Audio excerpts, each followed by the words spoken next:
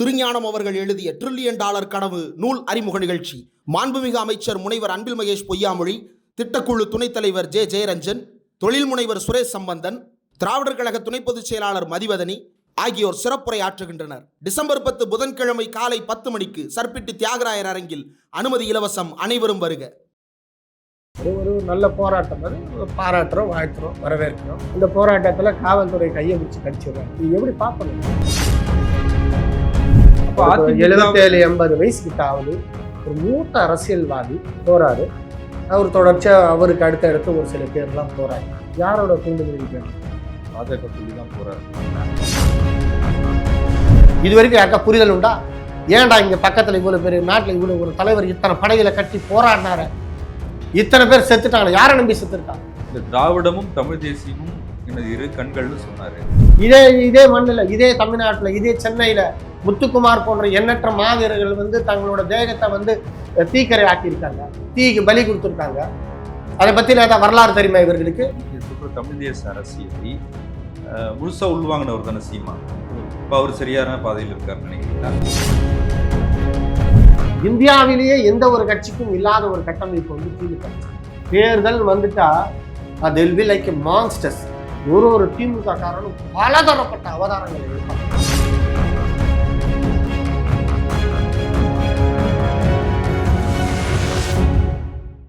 South beat அன்பு உறவுகளுக்கு வணக்கம். நான் ஃபெலிக்ஸ் என்பவொலி. இந்த நேர்காணலில் நாம் சந்திக்கிறப்பவர் தமிழக வாழ்வுரிமை கட்சியின் மாநில பொறுப்பாளர் திரு மகேந்திரன் அவர்கள். வணக்கம்.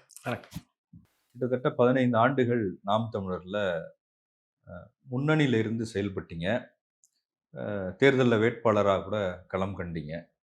அப்புறம் சில அதிருப்திகளால் நாம் தமிழர் கட்சி வெளியேறி தமிழக வாழ்வுரிமை கட்சியில சேர்ந்தீங்க. தமிழக வாழ்வுரிமை கட்சி திமுகவோட கூட்டணியில இருக்காங்க. உங்க கட்சியின் தலைவர் திரு வேல்முருகன் அவர்கள் சட்டமன்றத்தில் குரல் எழுப்புறாரு, பேசுறாரு.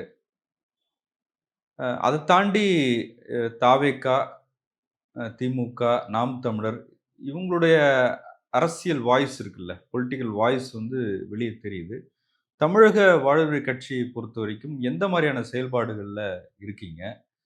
உங்களுக்கு அந்த கட்சி எப்படி இருக்கு? எடுத்த உடனே நீங்க சொல்லிட்டீங்க. அதாவது தமிழக வாழ்வுரிமை கட்சின்னா திமுக கூட்டணியில இருக்கு அப்படின்ட்டு சொல்லிட்டீங்க. நியாயம்தான். அப்படி எல்லாரும் அப்படி சொல்றாங்க. ஒரு வார்த்தையில அதை முடிச்சுட்டு போயிடுறாங்க. எண்ணற்ற மான மறவர்கள் இந்த மண்ணுக்காக எத்தனையோ பேர் உயிர் தியாகம் செஞ்சுட்டாங்க. ஒருத்தரும் சாகும்போது என்ன சொல்லிட்டு என்ன நினைச்சிட்டு செத்துருப்பாங்க? தமிழ்நாட்டில் நமக்குன்னு நம்மளை ஆதரிக்கிறதுக்கு நிறைய பேர் இருக்காங்க. இன்னைக்கு இல்லைன்னா நாளைக்கு நமக்காக போராடுவாங்க, வென்றெடுத்து கொடுப்பாங்கன்ற நம்பிக்கையில தான் அவங்க உயிரை மாற்றிக்கிறாங்க. அப்படி இருக்கும்போது சமீபத்தில் கூட இந்த செம்மணி படுகொலை பற்றி கூட தமிழக வாழ்வுரிமை கட்சி ஒரு பெரிய போராட்டத்தை எடுத்திருக்கு. இப்போ தொடர்ச்சியா இந்த நம்மளை ஆளுகின்ற மத்திய அரசாங்கங்கள் தெளிவான ஒரு சித்தாந்தத்தில் பயணிக்குது. அது எப்படின்னாக்கா, தமிழர்கள் ஒன்று கூடுதலை இல்லாமல் பார்த்துக்கிறாங்க. அப்படி தொடர்ச்சியாக அப்படி பண்ணும்போது பார்த்தீங்கன்னா, இந்த மாதிரி இது போன்ற திராவிட கட்சிகள் ஒரு ஓட் பேங்க், இந்த வாக்கு சதவீதம் அதை வாங்கி வச்சிருக்காங்க. 45% இப்போ திமுக இருக்கு. இப்போ உதாரணத்துக்கு நாம போய் இப்போ தனித்து நிற்கிறோம். மக்களுக்கு என்ன இருக்கு, மக்கள் மனசுல என்ன இருக்கு, இவர்கள் வெல்வார்களா, இவர்கள் வெல்ல மாட்டார்களா அப்படின்ற ஒரு இதுல அங்க இருக்கிற ஒரு சில கவர்ச்சிகளை எதிர்பார்த்து, அங்க கொடுக்கிற இந்த இலவசங்களை எதிர்பார்த்து ஒரு வாக்கு வங்கி அங்க இருக்கு. இப்போ இடதுசாரிகள் இருக்கிறாங்க, திமுக இருக்கு, இந்த மாதிரி விடுதலை சிறுத்தைகள் திருமாவளவன் இருக்காரு. இந்த மாதிரி இருக்கும்போது ஒரு 45-50% வாக்கு வங்கி இருக்கு. இதை வச்சுட்டு தான் அவங்க இந்த ஒரு அரசாங்கத்தை ஆள்றாங்க. இப்போ நாம சுத்தம் சோறு போடும் சுகம் தரும் எழுதி போட்டுறோம். இறங்கி கூட்டுறதுக்கு ஆள் கிடையாது. நம்ம எழுதி போடுறதுக்கு தான் காத்திருக்குமா, இல்லை இறங்கி கூட்டுறதுக்கு இருக்குமான்றது ஒரு கேள்வி வருது. அப்போ இந்த 45% இந்த வாக்கு வங்கியை நாம அறுவடை பண்ணி நாம ஒரு அதிகாரத்துல வந்தாதான் 4 பேருக்கு நல்லது செய்யணும் முடியுது. 4 பேருக்கு நல்லது செய்யணும். உங்களுக்கு குறைந்தபட்ச அதிகாரம் தேவைப்படுது. சொல்லுவாங்கல்ல, குறைந்தபட்ச அதிகபட்சமான அதிகாரம் குறைந்தபட்ச ஜனநாயகத்தை நிலைநாட்ட முடியும். இங்கே அண்ணன் எதிர்பார்ப்பது குறைந்தபட்ச அதிகாரத்தை வச்சு அதிகபட்சமான ஜனநாயகத்தை நிலைநாட்டும். அதே நேரத்தில் நம்மளை நம்பி உள்ள நம்ம துப்புக்கள் உறவுகள் எத்தனையோ பேர் வந்து ஈழத்துல இறந்து போனாங்க. அவர்களுக்கெல்லாம் ஏதாவது ஒன்று செய்யணும் அப்படின்னா சில அதிகாரங்கள் தேவைப்படும். இப்போ அண்ணன் வந்து அந்த கூட்டணியில இருந்தாலும் நம்ம தமிழக வாழ்வுரிமை கட்சிக்குன்னு ஒரு வாக்கு வங்கி இருக்கு. அது அவர்களும் அறுவடை செய்கிறாங்க, அது இல்லைன்னு சொல்ல மாற்று கருத்து இல்லை. அதே நேரத்தில் அண்ணன் தனித்து நிற்கிறாரு, 30-35,000 வாக்குகள் வாங்கினார், இன்னும் சொற்ப 1000 வாக்குகள்ல தோற்று போறாரு. அப்போ இதே நிலைமை நீடிச்சதுன்னா நாம் இந்த மக்களுக்கு எப்போ எது நல்லது செய்ய போறோன்ற ஒரு யோசனை வருது. அப்படி இருக்கும்போது அந்த வாக்கு வங்கியை பயன்படுத்தி நம்ம வென்று நம்ம மக்களுக்கு செய்ய போறோம். ராபினுடைய ஈர்க்கப்பட்டவன்ட்ட அடிச்சு இல்லாதப்பட்டவங்க கொடுக்குறோன்றது தான். அதான் கூட்டணின்னு சொன்னதை நீங்க ரொம்ப தவறா எடுத்துக்க வேண்டாம்.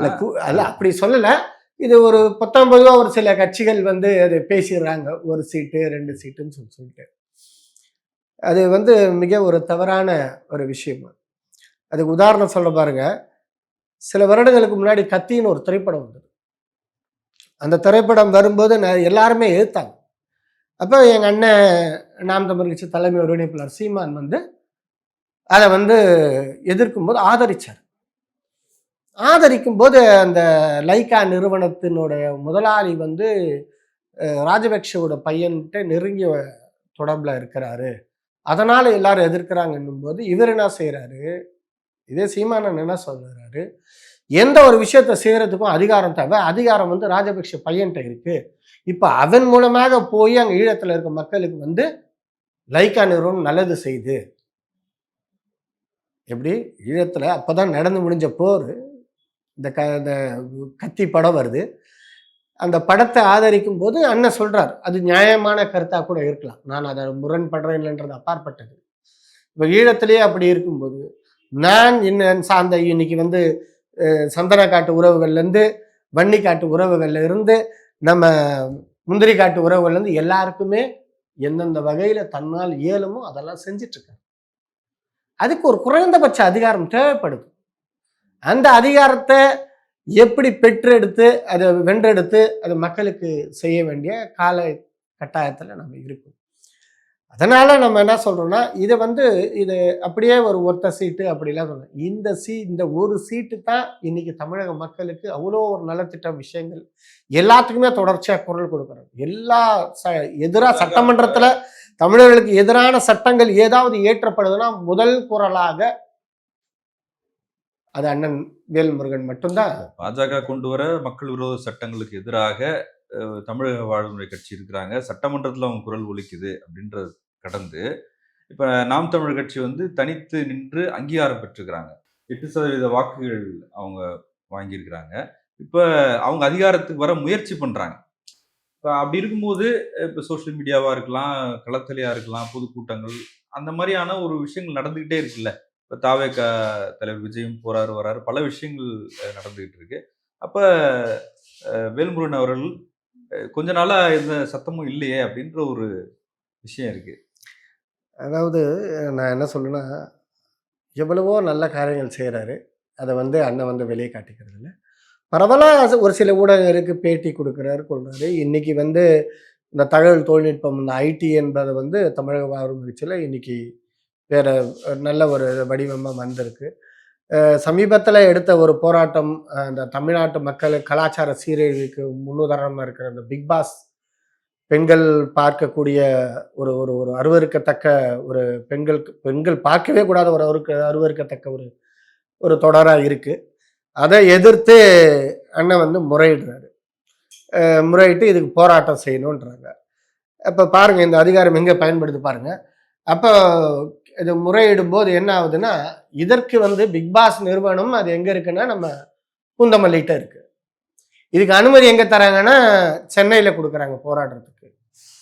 கிழக்கில் பிரச்சனையை வச்சுட்டு மேற்கில் போய் போராடுறதான்னு சொல்லிட்டு அண்ணா அதில் முரண்படுறாரு. காவல்துறை அதிகாரிகிட்டலாம் பேசுறாரு.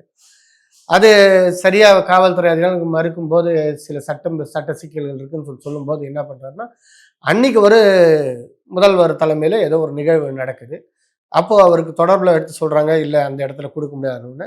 உடனே போய் முதல்வர்கிட்ட போய், இது ஒரு முக்கியமான பிரச்சனை தமிழ்நாட்டில், இது ஒரு கலாச்சார சீரழிவு, இதை எதிர்த்து நான் போராடணும். அப்போ அந்த நிறுவனம் எங்கே அந்த அந்த ஸ்டுடியோ இருக்கோ அதை எதிர்த்து அதுக்கு அங்கே தான் போராடணும், எனக்கு தயவு செய்து அனுமதி கொடுக்க சொல்லணும்னு உடனே அனுமதி வாங்கி பெற்றெடுத்து உடனே வந்து அந்த போராட்டத்தை அங்கே பெரிய அளவில் போராடுறோம். ஆனால் அது ஒரு ஒரு அம்பானி போன்ற பெரிய நிறுவனங்கள் கையில் இருக்குது. போராடி கொண்டே இருக்கணும், மக்களை விழிப்புணர்வு செய்யணும். இந்த மாதிரி தொடர்ச்சியான போராட்டங்கள் சமீபத்தில் சென்ற மாதம் தமிழக தேசிய தலைவர் பிறந்த நாள் நிகழ்வு எல்லாருமே வந்து எல்லா கட்சிகளும் கொண்டாடி இருப்பாங்க. தலைவர் பிறந்த நாள் நினைவு கொண்டிருப்பாங்க. ஒரு தாய் போராளியா நாங்கள் எல்லாம் கருதுகிறோம். அந்த தாய் போராளி பிறந்த அந்த நன்னாளில் எண்ணற்ற இந்த மண்ணுக்காகவும் இந்த சாதி ஒழிப்புக்காகவும் இந்த தமிழ் தேசிய பயணத்திற்காகவும் தொடர்ச்சியா இருந்து போராடி இந்த மண்ணில் இவர்கள்லாம் போராடின போராளிகள் என்ற ஒரு அடையாளம் இல்லாம போனவர்கள் தான் தமிழ்நாடு விடுதலைப்படையை சார்ந்த நிறைய போராளிகள். அவர்களை எல்லாரையும் ஒன்று திரட்டி அவர்கள் எல்லாம் நம்ம திருவள்ளூர் கோடியில் இருக்கிற எங்கள் தமிழர் வாழ்வுரிமை கட்சி தலைமை அலுவலகத்துக்கு அழைத்து ஒரு பிரம்மாண்டமாக ஒரு ஒரு ஒரு நிகழ்வை முன்னெடுத்து அவர்களுக்கெல்லாம் வந்து ஒரு ஒரு மரியாதை செய்யணும் அப்படின்னு நினச்சி ஒரு எல்லாருக்குமே வந்து 1 லட்சம் ரூபாய் நிதியை கொடுத்தாரு. அது கிட்டத்தட்ட ஒரு 15-20 பேருக்கு மேலேயே கொடுத்தாரு. நிறைய பேர் 20-30 பேருக்கு மேலே கொடுத்தாரு. அதை அண்ணனும் எப்பவும் கணக்கு வைக்கிறதில்ல, கொடுக்கும்போது நாங்களும் எப்பவும் கணக்கு வைக்கிறதில்ல. அதில் அங்கே இருந்த அந்த அண்ணன்மார்கள் அந்த அந்த ஆலப்பாக்கம் முருகேசன் இவர்கள்லாம் வந்து பேசினாங்க. அவங்க பேசும்போது அவங்க என்ன சொல்கிறாங்க, அவங்களுக்கு அந்த பணம் காசு என்பது வந்து வேறு. அதில் ஒரு அண்ணன் சொல்லும்போது சொல்கிறாரு, நாங்கள்லாம் இந்த மாதிரி போராடி இருக்கோம், இந்த மாதிரி ஒரு விஷயம் இருக்குன்றதே வந்து சமீபத்தில் வந்த அந்த விடுதலை படம் வந்து தான் கொஞ்சம் மக்களுக்கு நினைவூட்டி இருக்கு. அதுக்கப்புறம் இவர் தான் கூப்பிட்டு எங்களை இது பண்ணியிருக்காரு. அப்போ இந்த மண்ணில் இந்த போராட்டங்கள் நீர்த்து போ செய்கிறது தான் வேலையா இருக்கு. அப்போ இதை வந்து தட்டி எழுப்புறது, குறைந்தபட்சம் அந்த போராளிகளை கூப்பிட்டு அவர்களை மகிழ்ச்சி ஒரு கைத்தட்டி அவரை உற்சாகப்படுத்தும் போது ஆன சிந்திய வேர்வையும் ரத்தமும் வீணாகவில்லை. எத்தனை ஆண்டுகள் சிறைப்பட்டு வந்தவர்கள் இவர்கள்லாம். இந்த வட மாவட்டங்கள்ல வந்து சாதிய இது அச்சுறுத்தல் வந்து கோலாச்சி இருந்த இடத்துல, அதே இடத்துல வந்து படையாட்சியும் பறையரும் வந்து ஒன்று கூடி நின்று போராடிய ஒரு இயக்கமாக கட்டி போராடிய ஒரு அமைப்பு தான் தமிழ்நாடு விடுதலைப்படை. அதிலிருந்து எண்ணற்ற போராளிகள் பல ஆண்டு காலமாக சிறைப்பட்டிருந்தவங்க. அவர்களை கூப்பிட்டு அவருக்கு தோணி இருப்பாரு, எங்க அண்ணனுக்கு தோணி இருப்பாரு, இவர்களை கூப்பிட்டு இன்னைக்கு வந்து இந்த ஒரு தலைவர் பிறந்த ஒரு மாபெரும் போராளி பிறந்த இந்த நாளில் இவர்களை கூப்பிட்டு வந்து ஒரு மரியாதை செலுத்தணும், இவர்களை நினைவு கூறுற மாதிரி எல்லாரும் வைக்கணும்னு தோணியிருக்கு. ஒரு பெரிய விஷயம். இது போன்ற எண்ணற்ற விஷயங்கள் செய்வார். அதை வந்து வெளியே காட்டிக்கொள்ளாது கூடாதுன்ற மாதிரி ஒரு நல்ல ஒரு மனம் கொண்ட ஒரு ஒரு அண்ணனா எங்கள் அண்ணனை நான் பார்க்குறேன். நான் வரோம், நிறைய நல்லது செய்கிறவங்க அவ்வளோ சீக்கிரம் வெளியே வரமாட்டோம், வந்துட்டு. தமிழ்நாடு அரசியல்ல விஜயோட அரசியல் அதிகமாக பேசப்படுது. தமிழக வெற்றி கழகம் இப்போ அதுலேயே கூட டிவிகேன்ற போட்டி உங்கள் கட்சிக்கும் டிவிகே தான். அதுலேயும் கூட நீங்கள் வழக்கு தொடுத்தீங்க, ஆனால் அது வெல்ல முடியல. இந்த சூழலில் விஜயோட என்ட்ரி எப்படி பார்க்குறீங்க? தமிழ்நாட்டு அரசியலில் ஒரு மாற்று தேவை தானே அப்படின்னு நினைக்கிறாங்க. அப்படி நினைக்கிறவங்க விஜய் அரசியல் ஆதரிக்கிறாங்க. அதை எப்படி பார்க்குறீங்க? அந்த டிவிகேன்ற ஒரு இதில் வந்து அது முன்னாடியே அண்ணன் வந்து முத்தமிழ் அண்ணன் வேல்முருகன் அவர்கள் வந்து வழக்கு தொடுத்திருக்காங்க. அது போயிட்டுருக்கு, நிலுவையில் இருக்குது. ஜனநாயக நாடு, யார் வேணும் கட்சி தொடங்கலாம், பணம் இருக்கோ இல்லையோ, ஒரு பதிவு தானே, ஒரு ரெஜிஸ்ட்ரேஷன் முடிச்சுட்டு யார் வேணால் தொடங்கலாம். அதில் நான் ஒரு நடிகர் அப்படி இல்லாமல் வந்து நான் யோசிக்கலை. வாங்க, எல்லாரும் வாங்க. ஆனால் நான் முன்னாடி போகிறேன், என் பின்னாடி ஒரு 10 பேர் இருக்காங்க. நான் எந்த பாதையில் போகிறேனோ அந்த பாதையில் தான் அவங்க பயணிப்பாங்க. சரிங்களா? எப்பேற்பட்ட எவ்வளோ பெரிய கப்பலாக இருந்தாலும் ஒரு மாலுமி தான் ஓட்டி ஆகணும். எவ்வளோ பெரிய தொடர் வண்டியாக இருந்தாலும் ஒரே ஒரு ஓட்டுநர் தான் ஓட்டி ஆகணும். அப்போ அந்த ஓட்டுநர் கையில் தான் இருக்கு எல்லாமே. ஒரு சில வருடங்களுக்கு முன்னாடி குருதிப்புணல் ஒரு திரைப்படம் அது. அந்த படத்தை நான் ஏற்றுக்கிறேன் இல்லைன்றது அப்பாற்பட்டது. அதில் ஒரு வசனம் வரும், அந்த நாசரை ஒரு பக்கம் உட்கார வச்சுட்டு இந்த பக்கம் கமலஹாசன் பேசுவார்.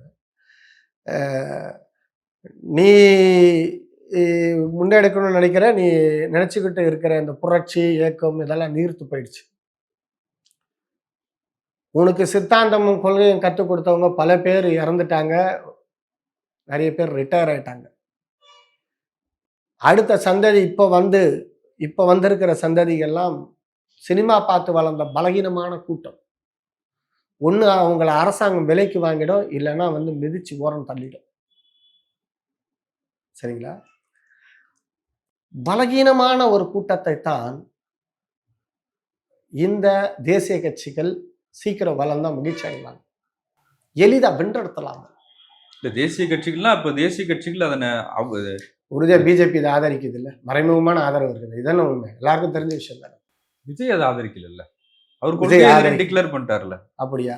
அந்த கரூர் சம்பவத்துக்கு அப்புறம் ஏதாவது ஒரு பேசியிருக்காருங்களா?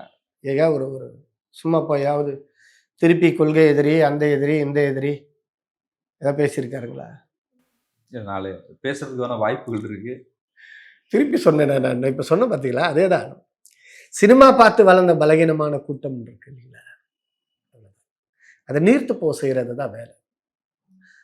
கொள்கையும் சித்தாந்தமும் எண்ணற்ற மாவீரர்கள் செத்தாங்க, அவர்களை பற்றி ஒரு விழிப்புணர்வை ஊட்டி ஊட்டி வளர்க்கறது தான் தமிழ் தேசியம். அதை யார் செய்யறாங்க? இவர்களுக்கு தெரியுமா? அந்த புரிதல் உண்டா? இது வரைக்கும் யாருக்கா புரிதல் உண்டா? ஏன்டா இங்க பக்கத்துல இவ்வளவு பேர், நாட்டுல இவ்வளவு ஒரு தலைவர் இத்தனை படைகளை கட்டி போராடினார, இத்தனை பேர் செத்துட்டாங்க, யாரை நம்பி செத்துருக்கா? இல்ல திராவிடமும் தமிழ் தேசியமும் எனது இரு கண்கள்னு சொன்னாரு. தமிழ் தேசத்துக்கு என்ன, தமிழ் தேசத்தை பத்தி அவரோட புரிதல் என்ன? அவர் வரட்டும், வரவேற்கிறோம், அதுல மாற்று கருத்து இல்லை.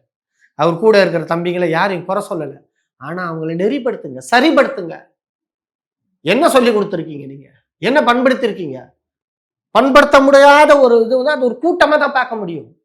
அது ஒரு கூட்டம் தான். அது நீங்க இவர்களை வச்சுட்டு எப்படி நீங்க இல்ல இப்ப பொதுவா அரசியல் கட்சிகளுக்கு ஒரு கூட்டம் சேர்க்கணும்னா காசு கொடுத்து கூட்டு வர வேண்டிய அவசியம் இருக்கு. ஆனா விஜய் வரும்போது கூட்டம் தானா வருது, கூட்டத்தை அடக்க முடியல, அப்போ விஜய்க்கு எவ்வளவு செல்வாக்கு இருக்குன்னு பாருங்க அப்படின்றாங்க. இதுதாங்க நான் சொல்றேனே, இப்ப நான் கொஞ்ச நேரத்துக்கு முன்னாடி இத்தனை பேர் மாவீரர்கள் இறந்துட்டாங்கன்னு சொன்னேன். அதுல எவ்வளோ ஒரு முரண், ஒரு விஷயம் சொல்றேன் பாருங்க. ஒரு தாய் தன்னுடைய குழந்தையை இழந்துட்டான் அந்த கூட்ட நெரிசல்ல. அந்த தாய் சொல்ற வார்த்தை என்னவா இருக்குன்னா, என் புள்ள செத்து அவர் பக்கத்துல என்ன நிப்பாட்டிட்டாரு, பெத்த புள்ளையே செத்து போயிடுச்சு, அதையே கவலைப்படல, அதுவே அவன் செத்து என்னை பக்கத்துல நிப்பாட்டிட்டான்ற ஒரு மகிழ்ச்சி. இந்த மாதிரி புள்ளையே செத்தாலும் பரவாயில்ல நினைக்கிறவங்க இந்த தமிழ் தேசிய போர்ல இறந்தவங்களை இன்னைக்கா சிந்திச்சு பார்க்கறதுக்கு நேரம் உண்டா? இல்லை சிந்திச்சு பார்க்கறதுக்கு மனநிலை உண்டா? இல்லை அந்த அறிவு தான் இருக்குமா அவங்களுக்கு? குறைந்தபட்சம் அந்த பெண்மை, அந்த தாய்மை என்பதே இல்லாம போயிடுச்சு அந்த இடத்துல. 40 பேர் செத்துட்டாங்க, திருப்பி இப்ப புதுச்சேரியில ஒரு இது நடத்த போறாங்க. மக்கள் வரதான் போறாங்க. நான் ஐயா விஜய் வந்தவரதை பத்தியோ இதை பத்தியோ குறை எல்லாம் சொல்லலை. அது மக்களை அப்படி மாத்தி வச்சிருக்காங்க. சினிமா அதாவது சொல்லுவாங்களே, கேளிக்கைக்கும் பொழுதுபோக்குக்கும் அடிமையானவர்கள் எந்த ஒரு புரட்சிக்காக தயார்படுத்துவது கடினம். சொல்லுனா அப்ப மக்களை குறை சொல்றீங்களா? ஒண்ணு இவர்கள் மாறணும், இல்லை இவர்களை மாற்றணும். ஒரு கட்டத்துல இதெல்லாம் சொல்லி புரிய வைக்கலையேன்ற விஜய் மேல ஒரு கோபம் இருந்தாலும், ஒரு கட்டத்துல பெத்த புள்ளியே இருந்தாலும் பரவாயில்ல, நான் அவர் கூட நின்று புகைப்படம் எடுத்துக்கணுன்ற ஒரு மனநிலை. எத்தனையோ தாய்மார்கள் தன்னோட குடும்பத்திற்காக தன்னோட உயிரை தியாகம் பண்ணவங்களா இருக்கிறாங்க, இன்னைக்கும் இருந்துட்டு இருக்காங்க. அப்படி இருக்கும்போது இந்த தாய், இது போன்ற தாய்களும் இருக்கிறாங்கன்றத நடந்தாலும் விஜய் ஆதரிக்கிறது ஒரு மனநிலை இருக்கிறாங்க. அது நீங்க என்ன பண்ணுவீங்க? எது நடந்தாலும் ஆதரிக்கிறார். கரூர்ல பாதிக்கப்பட்டவங்கள அவர் மகாபலிபுரத்துல வரவழைச்சு பாக்குறாரு, அது தவறு இல்லைன்னு பேசுறாங்க. அந்த பாதிக்கப்பட்ட குடும்பங்களும் அதை ஏத்துக்கிறாங்க. புரிதல் இல்லாத மனிதர்கள், புரிதல் இல்லை. ஆனா அந்த புரிதலை ஏற்படுத்துறது யாரோட கடமை? எதை செய்ய வந்திருக்கீங்க இந்த மண்ணுல? இந்த மக்களுக்கு என்ன செய்ய வந்திருக்கீங்க? உங்களை கடைசி வரைக்கும் புரிதல் இல்லாம, ஒரு பகுத்தறிவு இல்லாம, எந்த ஒரு அறிவுமே இல்லாம உங்களை சினிமா பார்த்து கைத்தட்டுற கூட்டமாவது வச்சுக்கிட்டு இருக்கீங்க. எங்களுக்கா கொள்கை இல்ல, பிறப்புக்கும் இல்லாவும் இருக்கும்னு நாங்க தானே சொல்றோம் அப்படின்றாரு. அதை பத்தி எத்தனை பேருக்கு அர்த்தம் தெரியும்? பிறப்புக்கும் எல்லா உயிருக்கும் என்பது எத்தனை பேருக்கு அந்த கூட்டத்துல அர்த்தம் தெரியும்? எத்தனை பேருக்கு தெரியும்னு நினைக்கிறீங்க? என்ன புரிதல் வந்துருச்சுன்னு நினைக்கிறீங்க உங்களுக்கு? இப்போ ஒரு ஒரு நேத்தோ என்னமோ ஒரு ஒரு நல்ல போராட்டம், அது பாராட்டுறோம், வாழ்த்துறோம், வரவேற்கிறோம். அந்த போராட்டத்துல காவல்துறை கையை பிடிச்சி கடிச்சிடுறாங்க. இது எப்படி பார்ப்போம் நம்ம? எப்படி பார்க்குறோம் சொல்லுங்க? அது ஒரு ஒரு ஒரு தொலைக்காட்சியில ஒருத்தர் வந்து பேட்டி கொடுத்துருக்காரு. கேரளால போடுற வாக்கு கூட நமக்கு சேரும்ன்றாரு. கேரளால வாக்கு செலுத்தினா தமிழ்நாட்டுக்கு வரும்ன்றார். ஏங்க இப்படி பேசுறீங்கன்னு சொன்னா, அப்ப தாமரைன்னு ஒரு சின்ன வச்சுட்டு இந்தியா முழுக்க அவங்கள தேர்ந்தெடுக்கலையான்னு. ஏங்க இது மாநில தேர்தலுங்க. இதே நீங்க மாநில கட்சிங்கன்னா அதுவே புரிதல் இல்லை. இல்ல அந்த மாதிரி தொண்டர்கள் எல்லா கட்சியிலும் இருக்கலாம். எல்லா வாய்ப்பு இருக்கு. கட்சியிலும் நீங்க எங்க இருப்பாங்கன்னு சொல்லுங்க. எளிய மக்கள் இருக்காங்கல்ல. நம்ம எதிர்பார்க்கிற ஒட்டுமொத்த அரசியல் அவங்களுக்கு தெரிஞ்சிருக்கும் நம்ம எதிர்பார்க்கிறது சரியா இருக்குமா? அது அரசியல் தெரியாதுன்னா அவர்களுக்கு புரிய வைக்கணும். இப்போ நான் சொன்ன பாருங்க, இப்ப நீங்க மக்களுக்கு தெரியல அதைத்தான் நான் பலகீனமான கூட்டம்ன்ற. நான் சொன்ன பாருங்க, சினிமா பார்த்து வளர்ந்த பலகீனமான கூட்டம். இந்த கூட்டத்தை வந்து நீங்க தெரிய வைக்கணும். விஜய் தெரிய வைக்க மாட்டாரா? அவருக்கு தெரியாதா? அவருக்கு தெரிஞ்சிருந்தா ஏன் பிரச்சனை? அவருக்கு தெரியலன்றதான பிரச்சனைன்னு சொல்றேன் நான். நான் என்ன சொல்றேன், நீங்க நாம ராணுவ கட்டுப்பாடோட இருக்கணும். நாம இந்த சமுதாயமே ஒட்டுமொத்த உலகமே எதிர்க்குது நம்மள. இல்லப்பா அந்த ஸ்டாண்டுக்கு வந்துட்டாங்களா? இப்ப கியூஆர் கோடு கொடுத்துட்டாங்க. அது இருந்தாதான் உள்ள வரணும்னு சொல்லியிருக்காங்க. எல்லா கைட்லைன்ஸும் ப்ராப்பரா பாத்துக்கணும்னு புதுச்சேரியில இண்டோர் மீட்டிங் தான் போடுறாங்க. சரி பாப்போம், அதுலயும் பாருங்க. நீங்க பார்க்க தானே போறோம் நம்ம. நான் என்ன சொல்றேன், இதுக்கெல்லாம் முன்னாடி ஒரு விழிப்புணர்வு இதெல்லாம் ஏற்படுத்தணும். அந்த மக்களுக்கு என்ன இந்த தமிழ் தேசிய உணர்வை என்ன கொடுத்துருக்கீங்க நீங்க? இதே மண்ணுல, இதே தமிழ்நாட்டுல, இதே சென்னையில முத்துக்குமார் போன்ற எண்ணற்ற மாவீரர்கள் வந்து தங்களோட தேகத்தை வந்து தீக்கரை ஆக்கியிருக்காங்க, தீக்கு பலி கொடுத்துருக்காங்க. அதை பத்தி ஏதாவது வரலாறு தெரியுமா இவர்களுக்கு? இல்ல அந்த வரலாறு யாரோ புகட்டி இருக்காங்களா இவங்களுக்கு? ஏதாவது சொல்லப்பட்டிருக்கா? முத்துக்குமார் யாருன்னு முதல்ல ஒரு விஜய்க்கு தெரியுமா? அப்துல் ரவுப் யாருன்னு தெரியுமா? முத்துக்குமார் ஏன் எதற்காக? அவர் பத்த வச்ச தீ தான். அவர் பத்த வச்ச தீ தான். ஒரு சில கட்சிகள் அவரை வந்து கொண்டாடிட்டு இருந்தாங்க. அவரோட நினைவு நாள்ல வந்து சூரட்டிலாம் ஆகும். அது கூட இல்லை, அது கூட இல்லை இன்னைக்கு. இது போன்ற மாவீரர்கள் நீங்க பேசுற அதாவது நீங்க சொல்ற தமிழ் தேச அரசியலை முழுசா உள்வாங்கினவர் தானே சீமா. இப்ப அவர் சரியான பாதையில் இருக்காருன்னு நினைக்கிறீங்களா? இல்ல, அவரு மேல எனக்கு வந்து நிறைய அவர் ஒரு கருத்துல நான் முரண்படுறேன். அது வேற. அது ஆனா நீங்க வந்து ஒரு கட்டத்துல விஜயையும் சீமான் அவர்களையும் ஒப்பிட்டு பார்த்தீங்கன்னா, நான் வந்து ஒட்டுமொத்தமா அதுல மாறுபடுவேன். நான் இவருக்கு இருக்கிற புரிதலும் அவருக்கு இருக்கிற புரிதலும் வேறு. இவரோட ஒரு தொடக்க காலத்துல அவரும் சிறைக்கு சென்றிருக்கார். தொடர்ச்சியான சிறைப்பட்டிருக்கிறாரு. தொடர்ச்சியான வழக்குகளை வாங்கியிருக்காரு. அதெல்லாம் மாற்று கருத்து இல்லாத உண்மைதான். அது அவருக்கு இருக்கிற தமிழ் தேச புரிதல், அந்த தமிழ் தேசத்தை அவர் எப்படி எடுத்துட்டு போறாருன்றது வேறு. அந்த கருத்துக்கள் விதைச்சது கொண்டது அதெல்லாம் வந்து நம்ம ஏற்றுக்கிறோம். அதுல மாற்று கருத்து இல்லை. ஆனா அதுக்காக வந்து விஜயையும் அண்ணன் சீமானையும் ஒரே தராசுல நம்ம வைக்க முடியாது. அதே நேரத்துல அண்ணன் சீமானையும் அண்ணன் வேல்முருகனையும் நீங்க ஒரே தராசுல வச்சீங்கன்னா அதுல வந்து அண்ணன் வேல்முருகன் தான் வந்து நான் சொல்லுவேன். காரணம் என்னன்னாக்கா, அவர் வந்து எழுதி போட வந்திருக்காரு. எங்க அண்ணன் இறங்கி கூட்டுறாரு. எண்ணற்ற போராளிகள், எண்ணற்ற தமிழ் தேசிய உறவுகளுக்கு இன்னி வரைக்கும் உதவி செஞ்சுட்டு இருக்காரு. அது விளம்பரம் இல்லாம செய்யறாரு. எந்த ஒரு சமீபத்தில் நான் சென்றிருந்த ஐநா மன்றத்தை சென்றிருந்தேன் ஜெனீவால. 15 நாட்கள் அந்த கூட்டத்தொடர் நடந்தது. 60வது ஐநா மன்ற கூட்டத்தொடர் மனித உரிமை நடந்தது. அங்க நான் சந்திச்ச எண்ணற்ற போராளிகள் சொன்ன ஒரே ஒரு விஷயம், நாங்க அவரை வந்து எக்காரத்தை கொண்டு விட்டுறாதீங்க, அவர் கூட பயணிங்க, சரியான நபரோட நீங்க பயணிக்க தொடங்கி இருக்கிறீங்க. அவர் எங்களுக்கு செஞ்ச உதவிகளை நாங்கள் வெளியே சொல்ல இயலாது. ஒரு காலம் வரும், நாங்களே அதை வந்து வெளியிடுவோம்.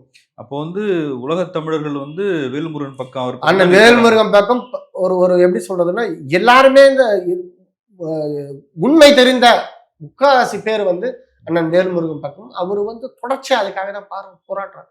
வேற எதுவும் அவருக்கு தேவையில்லை, வேற எதுவும் வேணும் அந்த கருத்துக்குள்ளாரே போல. அவர் வந்து முதலமைச்சர் ஆகணும், கொல்லணும், இதெல்லாம் வந்து அவருக்கு முதல்ல என் தமிழ் தேசியம் வெல்லணும். அதுதான் எங்க அண்ணனோட கருத்து. அதுல நான் வந்து நீங்க வந்து விஜயா சீமானன்னா அண்ணன் சீமானை தான் சொல்வேன். நான் அவர் இறந்த இழப்புகள் வேறு. அண்ணன் சீமானா அண்ணன் வேல்முருகனா நான் அண்ணன் வேல்முருகனை தான் சொல்வேன். காரணம் இன்றளவு இன்று வரை அவர் வந்து இந்த தமிழ் தேசிய களத்துல நிறைய பேருக்கு நிறைய உதவிகளையும் செஞ்சுட்டு இருக்காரு. வெளியே சொல்ல இயலாத நிறைய உறவுகளுக்கு வேற மாதிரியும் உதவிகள் செஞ்சுட்டு இருக்காரு. திமுக தான் என்னோட எதிரின்னு விஜய் டார்கெட் பண்றாரு. திமுக கூட்டணிக்கு அது பலவீனம் இல்லையா விஜயோட என்ட்ரி? திமுக தான் எதிரின்றார் அவரு. திமுகவா தாவேக்காவா அதான் கேக்குறாரு. அது எப்படி இவர்கள் வந்து நீங்க எது ஒன்றுமே நீங்க வந்து பலத்தை நிரூபிக்காம வந்து ஒரு ஒரு ஒரு உங்களோட ஒரு ஒரு ஒரு ஊடகத்துக்கு முன்னாடி வராம கொள்ளாம நான் வந்து எதிரி யார் வேணா சொல்லுவோம். சாதாரணமா நான் சொல்றேன் பாருங்க, ஒரு ஆளுங்கட்சியை எதிர்த்தா சீக்கிரம் அவர்களோட அந்த என்ன சொல்றது அந்த ரேட்டிங் என்பது வந்து சீக்கிரம் ஏறிடும். அது எல்லாருக்கும் இருக்கிற ஒரு இதுதான். ஆளுங்கட்சியை எதிர்க்கும் எல்லாருமே சொல்லிக்கிறது தானே, எனக்கும் திமுக தான். யார் பலமா இருக்கிறாங்களோ அவங்களோட தான் மோதணும், அப்பதான் நம்ம பேசணும். அது சொல்லிக்கிறது. பார்ப்போம், தேர்தல் வரப்போது நாம பார்க்க போறோம்.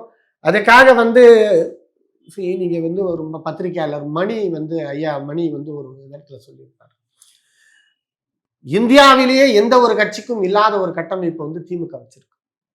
நான் என்ன சொல்றேன், தாராளமா வாங்க திமுக எதிர்ங்கன்னு தான் சொல்றேன். நான் முடிஞ்சா வீழ்த்துங்க. ஆனா அந்த கட்டமைப்பு தேர்தல் வந்துட்டா அது will be like a monsters.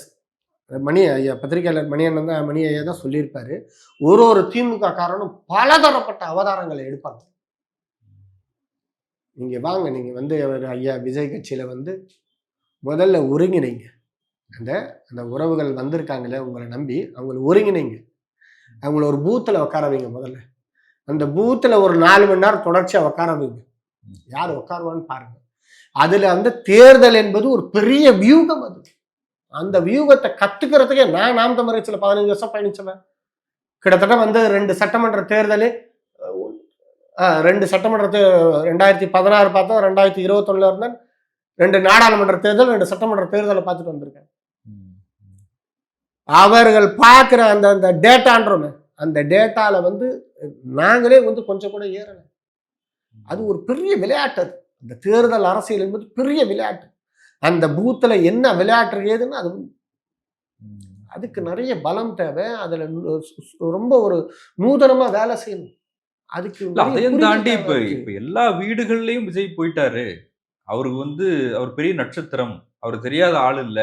இப்ப நீங்க சொல்றீங்க தேர்தல வேலை செய்யணும் அப்படின்னு, விஜய் வேலை செய்ய வேண்டிய அவசியமே இல்லையே. இந்த ஊடகங்கள் மீது எங்களுக்கு பெரிய நம்பிக்கை உண்டு. அதை வந்து எங்கள் அண்ணன் சட்டமன்றத்தில் அண்ணன் வேல்முருகன் கூட சொல்லியிருப்பார். ஊடகத்தின் அவர்கள் மேலே பெரிய நம்பிக்கை உண்டு. ஆனால் வந்து ஒரு இடத்துல பெருசாக மாறுபடுறேன் நான். அவர் பல்லு விளக்கிட்டாரு, அவர் வந்து குளிச்சுட்டு இருக்காரு, அவர் உடை அணிஞ்சிட்டு இருக்காரு, அவர் வண்டியில் ஏறிட்டாரு, வண்டி தொடங்கிடுச்சு, பயணிக்க தொடங்கிச்சு, இந்த சாலைக்கு வந்துட்டாரு, இந்த தெருவுக்கு வந்துட்டாரு. இதை யார் எக்ஸ்போஸ் பண்றது? யார் எக்ஸ்போஸ் பண்றது? வீடு வீடா சொல்லிட்டாங்க. சரி, நீங்க வந்து இப்ப விஜயோட ரசிகர்கள் இருக்காங்க. விஜய் மட்டும்தான் நடிகரா இருக்காரா? அவர்தான் அரசியலுக்கு வந்திருக்காரு. அரசியல் இன்னைக்கு விஜய் மட்டும் தான் நடிகரா இருக்காரா? அஜித் இருக்காரு, இப்ப சிவகார்த்திகேயன் இருக்காரு, எண்ணற்ற சிலம்பரம். கட்சி தொடங்கலையே சார். கட்சி தொடங்கல. அவர்களோட ரசிகர்கள் என்ன பண்ணுவாங்க? அவர்கள்லாம் கூட வந்து விஜய்க்கே போடுவாங்களா? மாற்று கருத்து இருக்காதா? எத்தனை பேர் வந்து சினிமா பார்த்துதான், எத்தனையோ பேர் வீட்டுல, எனக்கு தெரிஞ்ச நிறைய பேர் வீட்டுல வந்து தொலைக்காட்சியே கிடையாது.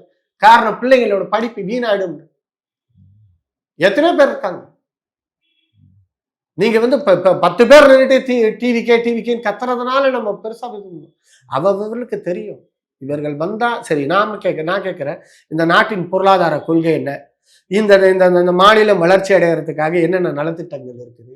எந்த திட்டம் எப்படி எடுக்கணும் சொல்லிட்டாரு. எல்லாருக்கும் வீடு, பட்டாவோட வீடு, பட்டாவோட எப்படி கொடுப்பாரு? காரு வாங்குவதற்கான பொருளாதார வசதி ஏற்படுத்துறது எப்படி ஏற்படுத்துறது? அதெல்லாம் தேர்தல் அறிக்கையில சொல்றேன்னு சொல்லிட்டேன். இது நகைச்சுவையா இருக்கா இல்லையா? இதை செஞ்சிருவாரு. அவருடைய விருப்பம் மக்கள் இப்படிலாம் இருக்கு. சரி, நம்ம தமிழ்நாட்டு இதுல வந்து இவ்வளோ வங்கியில கடன் இருக்கு, இத்தனை லட்சம் கோடி கடன் இருக்கு. இந்த இந்த இருக்கிற லட்சம் கோடிகள் மேல இவர் கடனை சேர்க்க போறாரம்மா. எப்படி இப்ப கார் வாங்கி தராரு, இருசக்கர வாகனம் வாங்கி தர போறாரு. உலகத்தின் பெரியக்காரருக்கு எங்க ஐயா அண்ணல் அம்பேத்கர் நினைச்சா கூட அது முடியாத விஷயம். மக்களிடத்துல திருப்பி பாருங்க, அந்த சினிமாவோட கவர்ச்சியான ஒரு விஷயங்களை சொல்லிட்டு எளிதா இவர்களோட வாக்கை அறுவடை செஞ்சு நீங்க என்ன செய்ய போறீங்க? என்ன செய்ய போறீங்க? ஒரே ஒரு சிபிஐ வழக்கு, நீங்க இத்தனை நாள் ஆச்சு வெளியே வர்றதுக்கு. ஆனா திட்டமிட்டு நீங்க பாஜக தான் இதை செய்யுதுங்கிறீங்களா? அதுல என்ன யோசனை வேண்டிய கிடக்கு? இல்ல பாஜகவுக்கு என்ன லாபம் அதுல? அதான் சொல்ல, பலகீனமான கூட்டத்தை உருவாக்குறது, அதை இல்ல இப்ப வென்றெடுக்கிறது அஞ்சு நிமிஷம் அதிமுகவோட வேலை. கூட்டணியில இருக்காங்க பாஜக. ம், அதிமுக கூட்டணியை பலப்படுத்தணும்னு நினைப்பாங்க. ம். ஆனா இப்ப அதிமுகல இருந்து செங்கோட்டையன் போறாரு. ஏன் போறாரு? ஐயா அவர் அப்ப அவருக்கு அதிமுக 77 80 வயசு கிட்ட ஆகுது. ஒரு மூத்த அரசியல்வாதி போறாரு. அவர் தொடர்ச்சியா அவருக்கு அடுத்து ஒரு சில பேர்லாம் போறாங்க. யாரோட தூண்டுதலின் பேர்ல போறாங்க? பாஜக சொல்லி தான் போறாருன்றீங்களா? யாரா இருக்கும்னு நினைக்கிறீங்க நீங்க? அவரு அதிமுகல சில பிரச்சனைகள், அதனால அங்க போறாரு. அதிமுக பிரச்சனை நிறைய கட்சிகள் இருக்கு. ஏன் அவருக்கு இருக்கிற அரசியல் முதிர்ச்சிக்கு ஒரு ஒரு கட்சியை தொடங்கலாமே. இல்ல அது அவர் விருப்பம். ம். ஆனா செங்கோட்டையன் அனுப்புனதே பாஜகன்னு எப்படி சொல்றீங்க? தொடர்ச்சியா அவர் தானே போய் எல்லாரையும் சந்திச்சு இல்ல அதான் இப்ப அதிமுகவை பலவீனப்படுத்துவது பாஜக எப்படி லாபமாகும்? கூட்டணி கட்சி அவங்க ம். பலப்படணும், ஒரு மெகா கூட்டணி உருவாக்கணும்னு அவங்க நினைப்பாங்க. ஒன்றுபட்ட அதிமுக வரணும்னு நினைக்கிறாங்க. அப்ப அதிமுக இடத்துக்கு விஜய் வரணும்னு அவரு ஒரு அரசியல் ஸ்ட்ராட்டஜியை பண்றாரு. இப்படி கூட இருக்கலாம் இல்லையா? ஏன் நீங்க இப்படி நினைக்கக்கூடாது? ஒரு அந்த எதிர்க்கட்சி தலைவர் எடப்பாடி பழனிசாமி அவரை இந்த பாரு இங்க பலமான கூட்டணி அமைச்சிருச்சு, நீ எல்லாரையும் ஒருங்கிணைச்சுக்கோ, அரவணைச்சுக்கோ அப்படின்னு மிரட்டி பாக்குறாங்களா? அப்படி கூட இருக்கலாம் இல்லையா? அவர் அங்க போயிட்டு வந்து தானே இங்க இணைஞ்சாரு. அவர் போயிட்டு வந்து தானே இணைஞ்சாரு. ஆமா. அவரு ஒரு ஸ்டேட்மெண்ட் கொடுக்குறாரு. அதே ஸ்டேட்மெண்ட் கொடுக்குற அன்னைக்கு ஓபிஎஸும் கொடுக்குறாரு.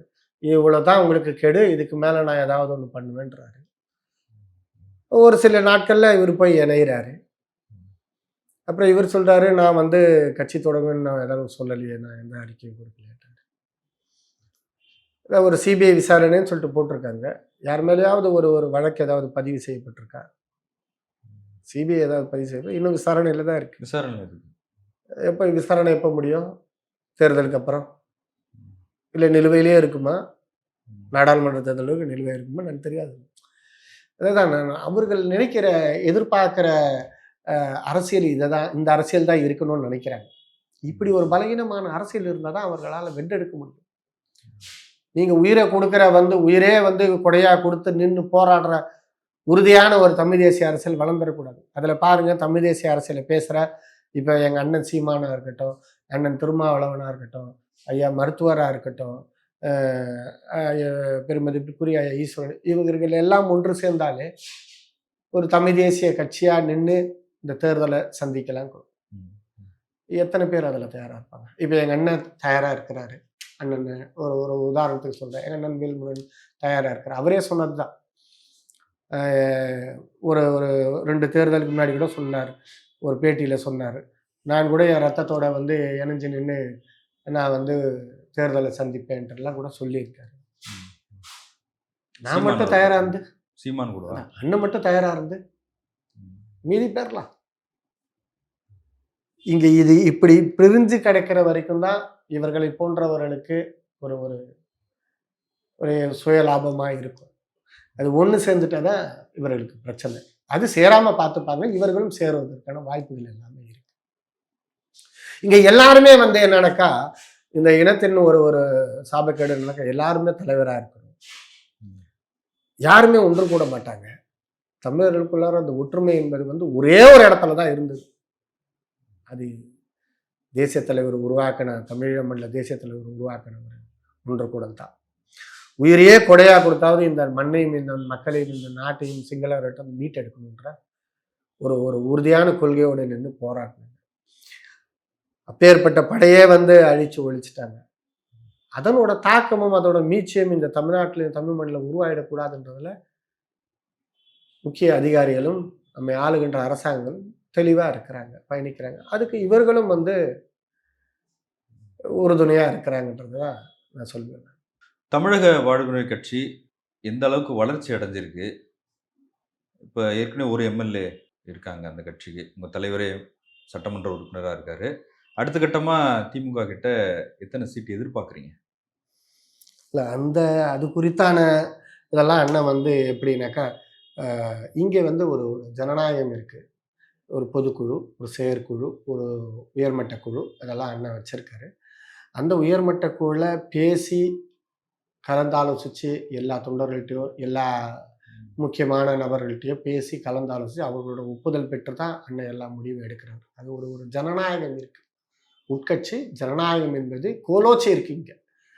அதில் ஒரு இடத்துல நான் அண்ணன் ஒரு விஷயத்த சொல்கிறாரு. அதில் நான் ரொம்பவே நான் அதில் அன்றைக்கி ரொம்பவே சிந்திச்சு பார்த்தேன். இப்படிலாம் யாரையும் நான் என் வாழ்நாளில் நான் பயணித்து வந்த இத்தனை வருஷ காலம் தமிழ் தேசிய பயணத்தில் வந்து நான் 1994லேருந்து பயணித்து வரேன். இது வரைக்கும் அப்படி பார்க்கல. ஒரு ஒரு உயர்மட்ட குழு போயிட்டுருக்கு. அது எல்லாம் முடியுது. அந்த உயர்மட்ட குழு முடிய போகுது. அந்த முடிவுரையில் அண்ணன் ஒரு வார்த்தை கேட்குறாரு. நாங்கள்லாம் ஒரு ஒரு 30 பேர் கொண்ட உயர்மட்ட குழு. அதில் அண்ணன் கேட்குறாரு, நீங்கள் வந்து நான் என்கிட்ட ஏதாவது மாற்றம் வேணும்னு எதிர்பார்க்குறீங்களா? நான் ஏதாவது மாற்றிக்க வேண்டிய இது இருக்கா அப்படின்ட்டு கேட்குறேன். இன்னைக்கு இருக்கிற காலகட்டத்தில் கட்சியில் இருந்தா இரு, இல்லாட்டி வெளியேறு, நான் சொல்கிறத கேட்டு வேலை செய், இல்லைன்னா போயிடுன்ற மாதிரி ஒரு சர்வாதிகார அரசியல் இருக்கிற ஒரு காலகட்டத்தில் அன்பான சர்வாதிகாரமா? இது அன்பான சர்வாதிகாரமாக இருக்கா? இல்லை, அப்படித்தானே நாம் தமிழர் கட்சி சொல்லுவாங்க.